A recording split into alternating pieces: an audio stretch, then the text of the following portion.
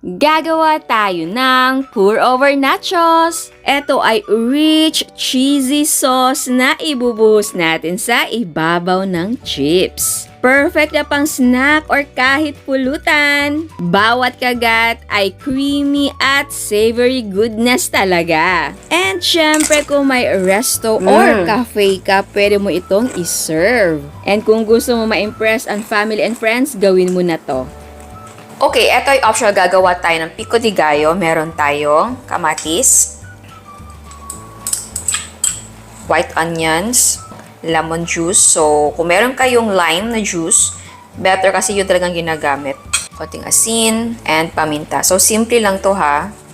Kung gusto maglagay ng jalapeno, cilantro, pwede. Kasi yun talaga ang ingredients. Pero dahil dito, wala ako mahanap ng cilantro. Very rare. Tikman mo kung okay na sa inyo ang lasa. Yan. So, itabi na muna natin to. Okay, para hindi na tayo maglagay ng oil, unahin natin yung ating giniling. Yan. So, yung giniling natin, magpuproduce yan ng mantika.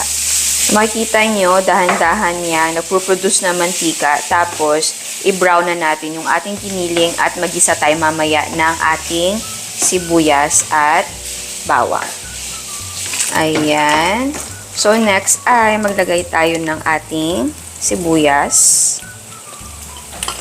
Ayan. Igisa na natin yan.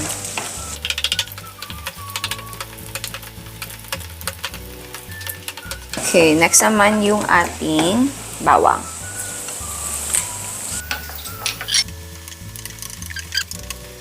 Okay, next naman ay maglagay tayo ng tomato paste. Ito ay optional pero better na din para sa kulay.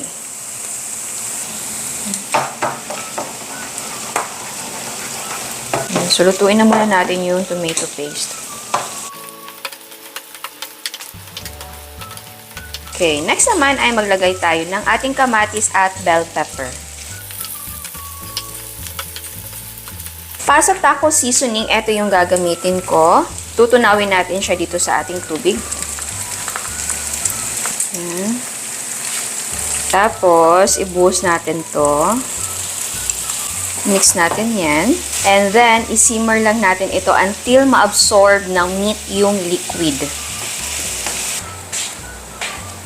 Tapos, kaya maglagay tayo ng all-purpose cream or all-purpose creamer para pag-pour natin, alam mo yung runny siya, hindi buo-buo. Pero, optional lang naman. Pero, masarap din na may cream. Okay. Tapos, maglagay na din tayo ng konting paminta. Dagdagan natin. Okay, iset mo lang sa mahinang apoy. Tapos, ngayon maglagay tayo ng quick melting cheese. Ito yung gamit ko. Pwedeng gumamit ng kahit anong brand. Kung meron kayong cheddar, pwedeng yun ang gamitin. And then, maglagay tayo ng mozzarella na keso. Okay, yung nabili ko ay slices, pero pwedeng bumili ng shredded.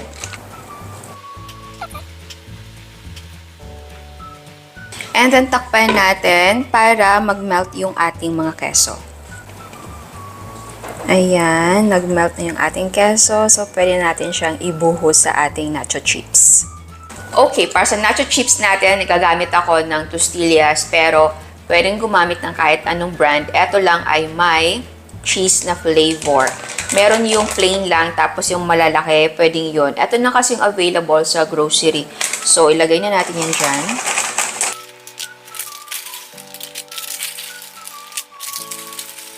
Tapos ay ibuhos natin ang sauce sa ating nacho chips. And yes po, kung ayaw nyo na ibuhos sa ibabaw ang sauce, pwede naman gawin nyo siyang dip. And ilagay na natin sa ibabaw ang ating ginawa na pico de gallo. Ito naman ay optional, pwedeng maglagay ng black olives at dried na parsley. And eto na ang ating pour-over nachos! Ayan, so tikman na natin. So, wala na siyang stretch ng mozzarella dahil lumamig na po siya. Kaka-picture ko ng kaka-picture. Ayan. Ayan siya.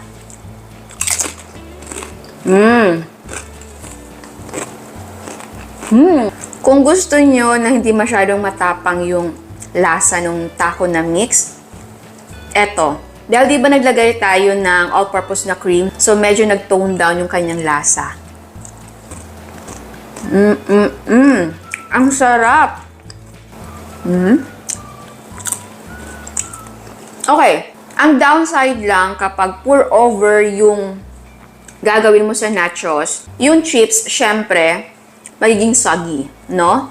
Pero, kung ayaw nyo ng ganon, pwede naman, huwag mo na siya i-pour. Ang gagawin mo, ididip mo na lang yung chips dun sa pan, kung saan mo inuluto yung ating topping. So, ganun lang. So, separate mo siyang i-serve para hindi siya diretso dun sa ating chips. Pero yes, ang sarap po ng ating topping. Meaty, cheesy, and loaded. Okay, yung pica de gallo ay optional. Pero for me, maganda na meron dahil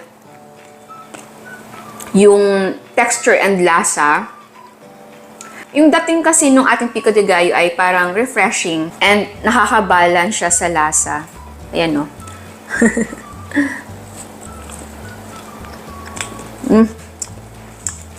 Sarap. Ayan.